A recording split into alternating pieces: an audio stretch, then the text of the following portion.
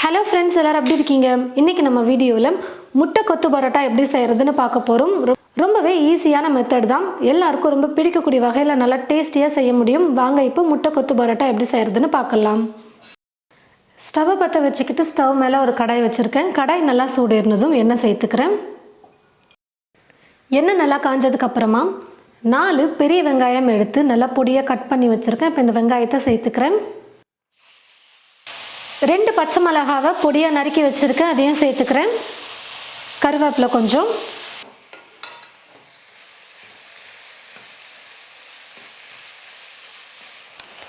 வெங்காயம் ஓரளவுக்கு நல்லா வதங்கினதுக்கப்புறமா 2 டீஸ்பூன் இஞ்சி பூண்டு விழுது சேர்த்துக்கிறேன். கூடவே 3 மீடியம் சைஸ் தக்காளி பழம் எடுத்து பொடியாக கட் பண்ணி வச்சுருக்கேன். இப்போ இந்த தக்காளியும் சேர்த்துக்கிறேன்.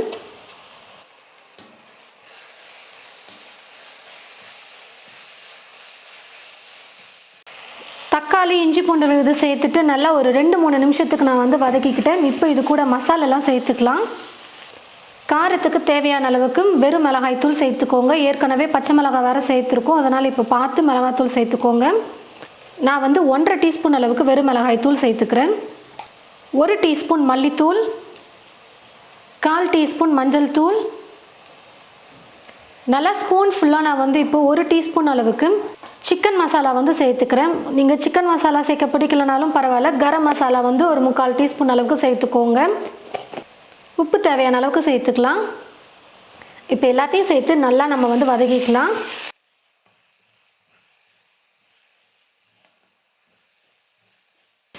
மசாலெல்லாம் சேர்த்து 2 நிமிஷம் நல்லா வதக்குனதுக்கப்புறமா தண்ணி சேர்த்து கொதிக்க வச்சுக்கலாம்.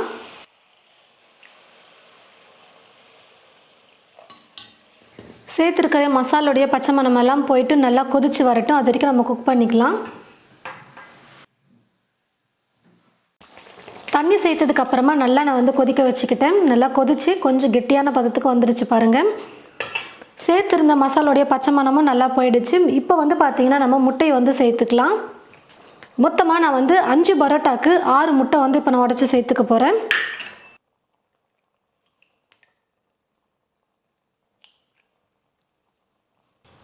ஆறு முட்டையை சேர்த்ததுக்கப்புறமா இப்போ நல்லா நம்ம கலந்து கொடுத்துக்கலாம்.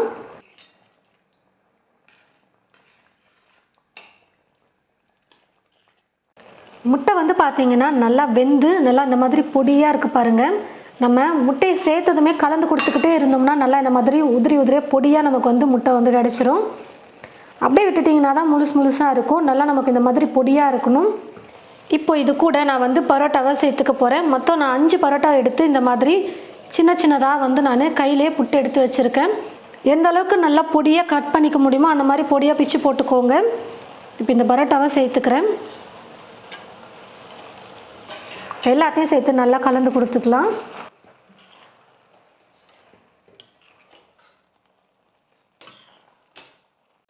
பரோட்டாவை சேர்த்து நல்லா கலந்து கொடுத்ததுக்கப்புறமா உங்களுக்கு கொஞ்சம் பெருசாக இருக்க மாதிரி இருக்குது பரோட்டா அப்படின்னா இந்த மாதிரி கரண்டியை வச்சு நல்லா இப்படி குத்தி விட்டுக்கோங்க. அப்படி இல்லைனா இன்னொரு ஆப்ஷன் கூட இருக்குது. கிளாஸை வச்சு நம்ம குத்தி விடும்பொழுது நல்லா ஈஸியாக பொடியாக வந்துடும்.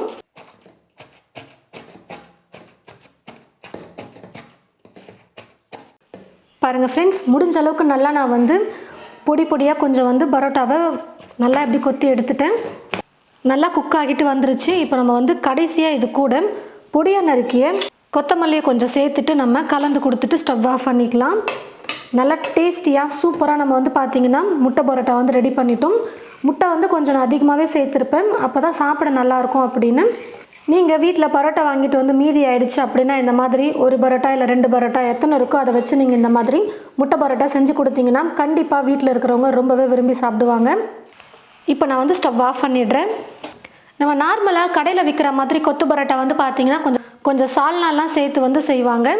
நம்ம மீதியான பரோட்டா வச்சு செய்யும் போது சால்னாலாம் இருக்காது. அதனால் நம்ம கொஞ்சம் லைட்டாக தக்காளி வெங்காயத்தை வச்சு கிரேவி மாதிரி பண்ணிவிட்டு நான் முட்டை பரோட்டா இன்றைக்கி பண்ணியிருக்கேன். நல்லா டேஸ்டியாக நீங்களும் இது போல் உங்களுடைய வீட்டில் முட்டை கொத்து பரோட்டா செஞ்சு பாருங்கள். செஞ்சு பார்த்துட்டு எப்படி இருக்குன்னு சொல்லிட்டு மறக்காமல் கமெண்ட் பாக்ஸில் கமெண்ட் பண்ணுங்கள். இந்த வீடியோவை மற்றவங்களுக்கும் ஷேர் பண்ணுங்கள். இது போல் நிறைய ரெசிபீஸ் பார்க்க தமிழ் ஃபுட் மசாலா சேனலை மறக்காமல் சப்ஸ்கிரைப் பண்ணிக்கோங்க.